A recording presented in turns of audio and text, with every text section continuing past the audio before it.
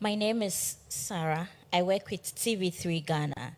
My question has to do with the 5 member states that have been suspended as a result of the persistent conflict in those particular countries.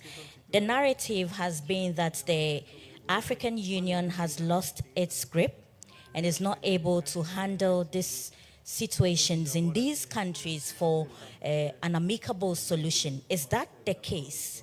What is the challenge in ensuring that we have peace in these countries that have been suspended, which appears to be lacking behind in terms of development? Because I'm certain they are not represented here for these particular meetings going on in these 4 days. Thank you. Commissioner, please. Yeah, thank you very much. Another good question. 6 countries have been suspended, not 5. And I read them out: Sudan, Gabon, Burkina Faso, Niger, Guinea, and Mali. They've been suspended not because of conflict. They've been suspended for flouting what is called the African Union Charter on Democracy, Elections, and Governance, meaning they overthrew democratically elected governments. And whereas the African Union has been a champion for democracy globally, for renewal of the African space, and that means that democracy, as in Ghana, as in many parts of the world today, is our guiding instrument for change democratically of governments, not military rule. The era of military rule is over. So we are in full support of ECOWAS, of all the regional bodies that have been very, very effective in condemning military rule. However, we are engaging the same countries informally, because when you are suspended, you cannot participate in any official processes of the African Union, including this media coordination meeting. It is therefore important to re-emphasize that we are supporting these countries through what is called AFSIT, the Africa Facility to Support Inclusive Transitions. We have undertaken assessments to most of these missions. The Peace and Security Councils have engaged. They were in Mali in 2021, in Burkina Faso in 2023, to ensure that we rally around them in the countering of terrorism. Combating terrorism is necessary for all of us in the spirit of collective security. So I want to assure you that we are working towards them on the condition that they restore democracy. And in restoring democracy, we will accompany them to the level of elections, the building of requisite institutions to support democracy, and also to fight. We are considering, as we speak, the possibility of their being beneficiaries to the African Union Peace Fund. We are doing our best, but it takes 2 to tango. They must also be ready to understand. The African Union will not bend its principles because of these 6 member states. We want to encourage them to return to the path of democracy, and collectively we can fight terrorism along with them, along with ourselves, as we are doing here in Ghana with the Accra Initiative. We support the Accra Initiative. We support the MNJTF in Lake Chad Basin. We support the governments of Mozambique and Rwanda fighting Al-Shabaab in Mozambique. We support, of course, our own African Union Transition Mission in Somalia to fight Al-Shabaab. We support all international efforts in Libya. We are bullish on bringing all the Libyan actors together through a reconciliation dialogue that will hold as soon as the actors gather together. So no part of our continent is being left behind. We are all together in the fight against terrorism, including with the countries that have been suspended. But it is necessary for us to reach out, to continue to reach out to them, put in extra efforts, ensure that they eventually have peace. And of course, also have democracy. I thank you. Thank you. Thank you very much, Commissioner. Okay, we'll take one more question and then we will bring this briefing to a close. I think Atamensa was Yes. in line for a question. Yeah, thank you. Athamensa from Ghana. Please, News. one question. I have two, please. No, one, please. So All right, my two question, quick ones. Two Very quick quick, ones, yes. yeah. Yes, as Ambassador Bankole rightly said, there was upsurge of terrorism, extremism, war in parts of Africa. What measures are you undertaking to prevent access to ammunition and guns? These armed people have access to ammunition, and there are international organizations that sell arms to these groups. As African Union, what effort are you putting in place to stop these groups to get access to this ammunition so that would help stop war in Africa? Then my second question regards, said Africa Union's goal is to entrench democracy in Africa, and you don't support unconstitutional change of government.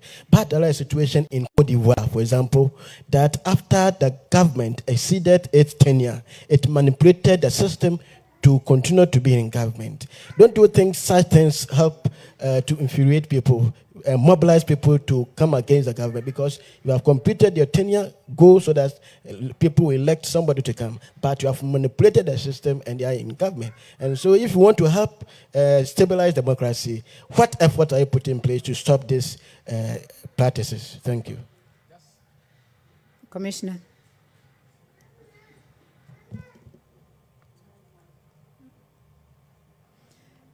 Please just summarize your first question without the explanation. Just put the question forward. Yes, I said the ambassador talked about upsurge of terrorism, extremism, war in Africa. And I want to find out what effort the African Union is putting in place to stop access to ammunition by these groups, these armed groups. As African Union, how can you do to stop this? Thank you. Thank you very much. Thank you so much.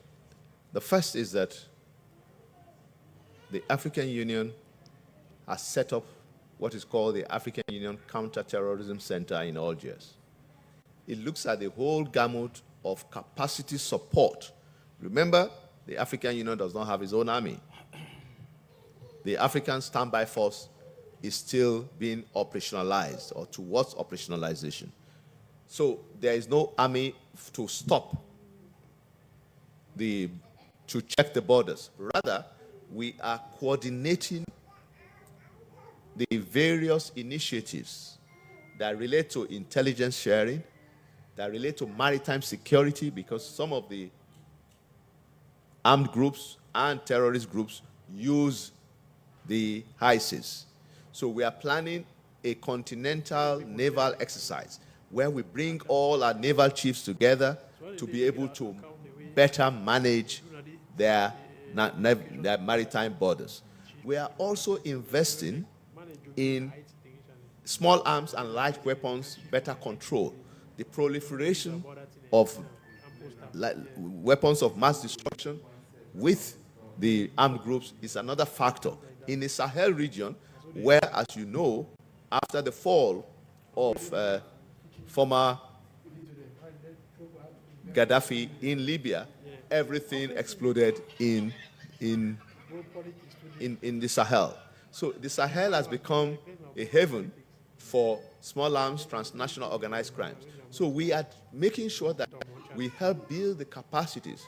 We have entered into institutional arrangements, support with the Nigerian Counterterrorism Center, with the Accra Initiative, like I said, with also newly the Counterterrorism Academy in Cote d'Ivoire, in Jacquesville. So these centers, we are supporting their institutional efforts to better strengthen the training, the awareness in their national defense systems, because that is what we need to do.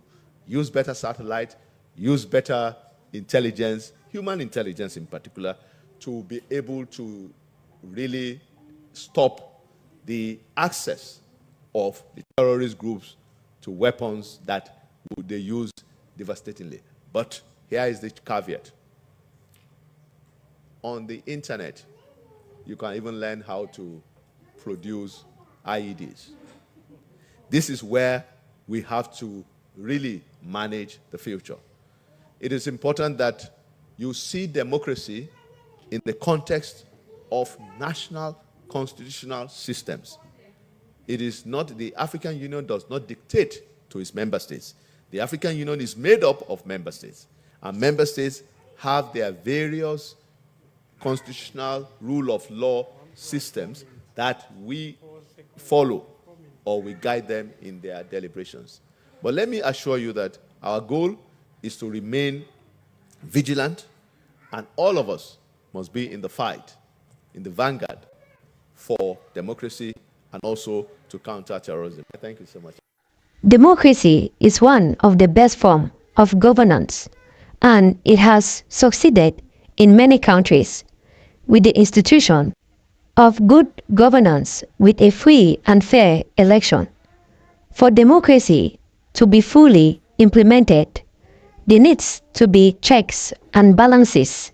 That is, the administration, the judiciary, and the legislative should be free from interference from the central government. So, one of the reasons of coup d'etats in Africa, particularly in the Sahel states of Burkina Faso, Mali, and Niger, is the unconstitutional manipulation of the constitution by their presidents in order to continuously stay in power, which greatly undermine democracy and causes their people to revolt against the government. Since the president are going against the institution, they vow to obey, just like what happened in Senegal, where President Macky Sall intentionally tried to manipulate the constitution and delay the election in the name of democracy. And that also happens in Ivory Coast, where President Alassane Ouattara changed the constitution in order to be able to stay in power in the name of a democratic election. These are some of the reasons for coups d'etat in some African countries because of abuse of power by some African leaders in the name of democracy, as they systematically oppress their people.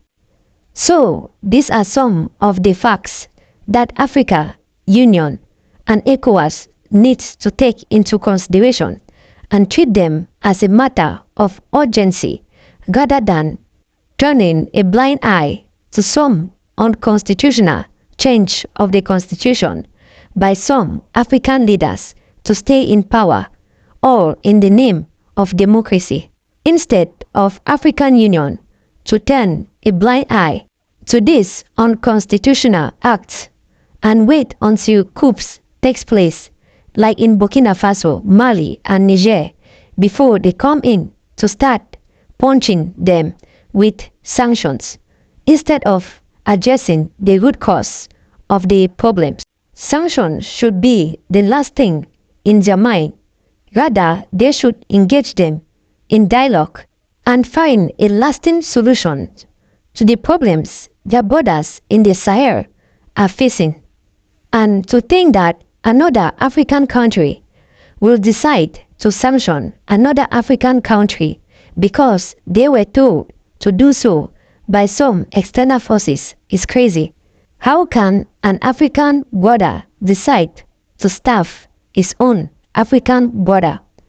We are all Africans. We are all we got. And we shouldn't find pleasure out of seeing another African brother suffering. Africans should stand and defend Africa and always provide African solutions to African problems without any external interference. Africa, wake up. Africa, rise up. Africa without borders. Africa, continental free trade area. The time is now. Please don't forget to like, share, and subscribe. Thank you.